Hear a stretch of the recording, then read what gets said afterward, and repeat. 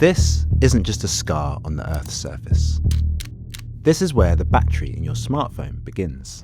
What you're looking at is one of the world's largest cobalt mines in the Democratic Republic of Congo, carved into what was once a thriving community. The DRC is one of the poorest countries in the world, and yet buried under its soil lies trillions of dollars worth of minerals, essential for every device you own and the entire green energy revolution. But there's something tech companies don't advertise. These minerals are fueling one of the deadliest conflicts of the 21st century.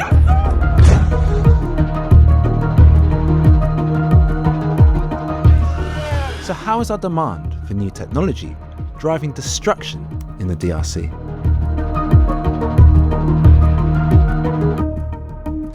ActuAGL is bringing good energy to help you find, finance and charge an electric vehicle. ActuAGL. Live a good life.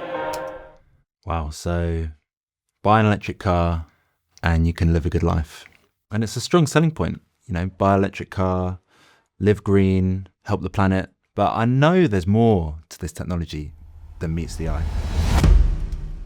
If you look inside your car battery, or my laptop, or smartphone, or whatever you're watching this on, among the precious metals that make it work are two you might never have heard of. So let's start with cobalt. Siddharth Kara, author of Pulitzer Prize nominated Cobalt Red.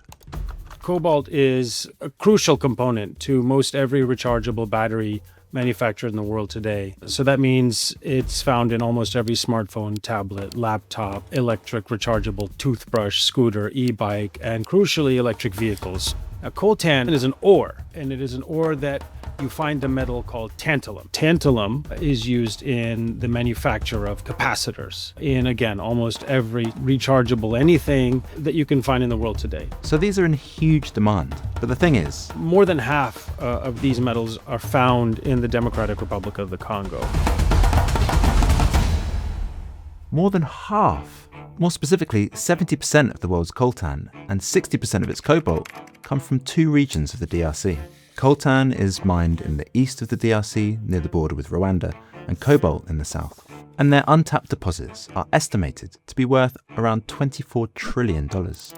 Or to put it another way, worth more than the market value of Apple, Microsoft, Google, and Amazon combined. And speaking of those companies, and of course, consumer-facing tech and EV companies, billions upon billions of dollars selling us these phones and tablets, laptops and cars that all have tin, tungsten, tantalum, gold, cobalt from the Congo in them. It's a Mac.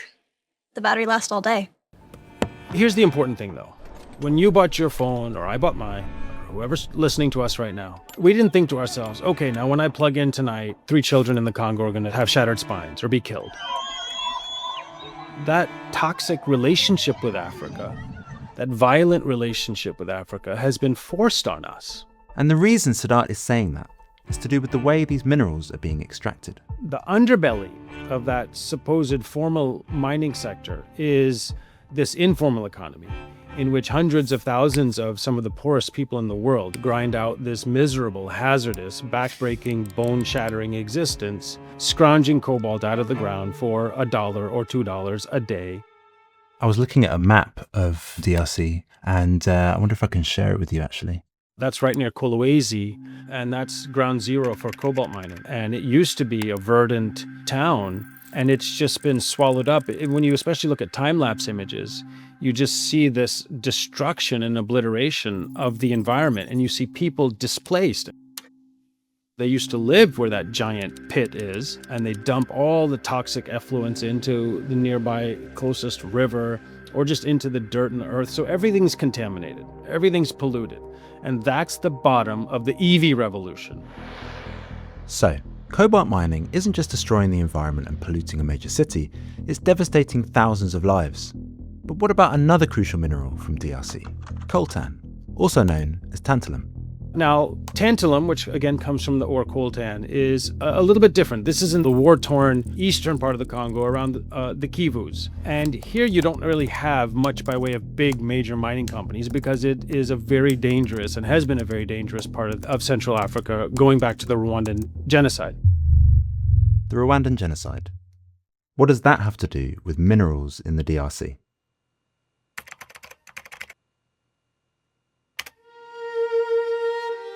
In 1994, Hutu extremists in Rwanda committed genocide, killing more than 800,000 Tutsis and moderate Hutus over the course of 100 days. It was our collective failure. We all failed Rwanda. It's a complex history, but what's important to understand is how the genocide has impacted the current conflict in eastern DRC and the formation of one of the most prominent militias in this conflict. After taking Goma, Rwanda backed M23. M23 rebels have a history of brutality. Our office has confirmed cases of summary execution of children by M23, who are mainly from the Tutsi ethnic group. For many years, the DRC has accused Rwanda of supporting M23 in eastern DRC, but Rwanda denies that. Does Rwanda currently have any troops at all in eastern DRC? I don't know. You're the commander-in-chief. Yeah, there are many things I don't know.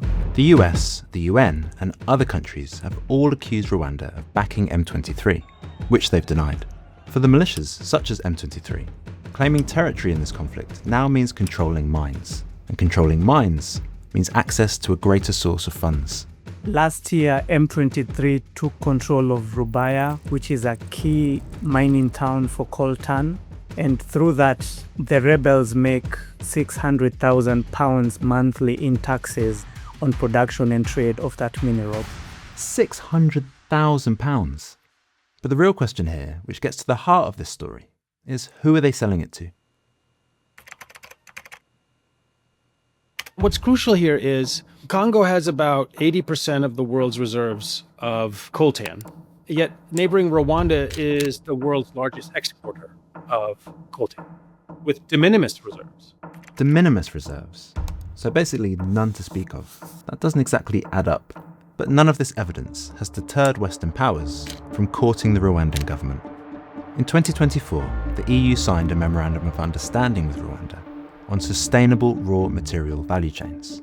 That basically means checking whether these minerals have been responsibly sourced.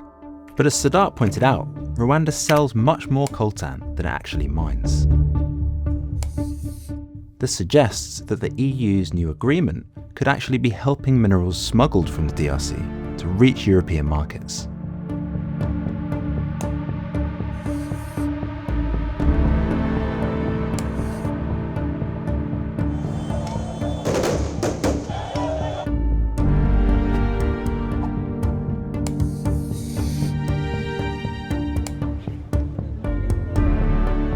Raising serious questions about how carefully the EU is checking where those minerals are actually coming from and how they're being obtained. How have they defended potential investment, when they've had such accusations? Belgium, which is the former colonial power in the DRC and Rwanda, has been leading calls for the EU to suspend the agreement. Do you think that they will? It's likely that it will continue.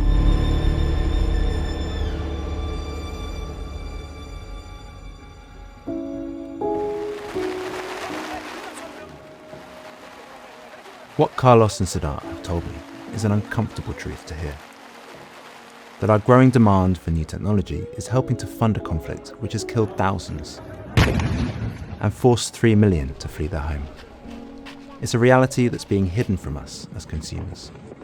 It's quite mind-boggling to think that so much of what you've described is, powering this. These companies that are swimming in billions upon billions in profits, they want us to think their supply chains are audited and clean and that they protect and honor human rights standards and norms and environmental sustainability practices, none of which is true. So they pillage and plunder the people on Earth for the essential components to their gadgets and force this violent relationship on consumers, none of whom, I think, would make the choice, if given the choice, to participate in that violent relationship.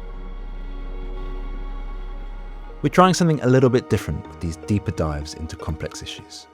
If there's other topics you want us to cover and give this kind of attention to, please let us know in the comments. And thanks for watching.